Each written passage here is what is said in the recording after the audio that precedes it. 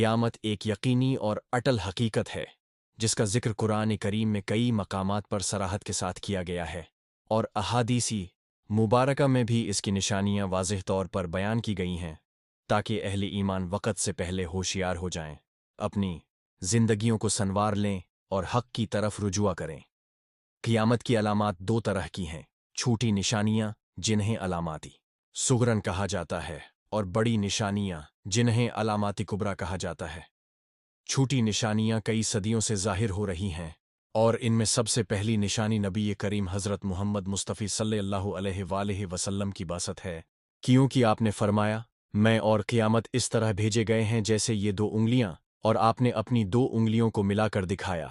इसके बाद इल्म का उठ जाना, उलमा की किल्लत, जहालत का पहेलना, बेहयाई और ज़िना का आम होना, शराब नोशी और सूद का रिवाज, वलिदैन की नाफरमानी, झूठ, बददियानती, अमानत में खियानत, खूनरीज़ी और कत्ल व गारत जैसे गुनाहों का मामूल बन जाना, ये सब छोटी निशानियां हैं।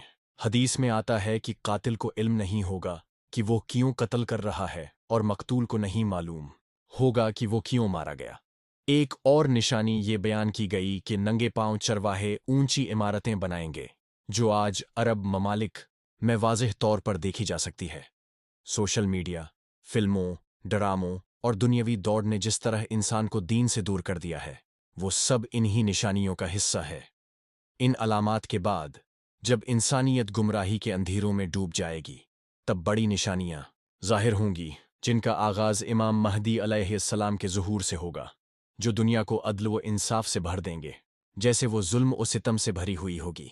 इसके बाद दज्जाल नामी सबसे बड़ा फितना ज़ाहिर होगा, जो खुद को रब कहेगा। उसके फितनों से सिर्फ वही बच सकेगा जिसका ईमान मजबूत होगा, और वो लोग जिन्होंने सूरहुल कहफ की इब्तिदाई आयात याद रखी होंगी। दज्जाल के बाद हज़रत ईसी अलैहिस्सलाम आसमान से नाजिल होंगे, शाम के शहर दिमश्क के मशरिकी सफ़ेद मीनार के करीब, और वो दज्जाल को कत्ल करेंगे।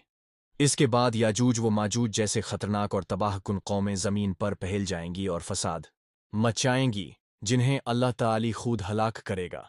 उनके बाद ज़मीन पर तीन बड़े ज़लज़ले आएंगे, जो मशरिक, मगरिब और जज़ीरा अरब में ज़मीन को धंसा देंगे।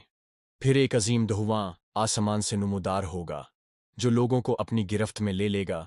सूरज मगरिब से तुलुआ होगा और तौबा के दरवाजे बंद कर दिए जाएंगे।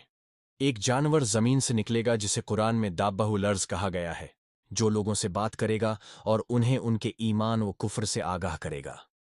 ये तमाम निशानियां हमें झंझोड़ने के लिए काफ़ी हैं, और इनका मकसद सिर्फ ये है कि हम गुनाहों की ज़िंदगी से ताइब हों, नमाज, सदका, ज़कवा, नीकी और तकवी को अपना शियार बनाएं, अपनी इस्लाह करें और अल्लाह से सच्ची तौबा करें, क्योंकि मौत और क़ियामत किसी भी वक़्त आ सकती है, और उस दिन सिर्फ ऐमाल ही हमारे काम आएंगे।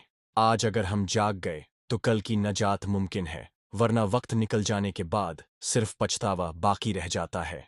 If you like this video, like and comment and share your thoughts from comments.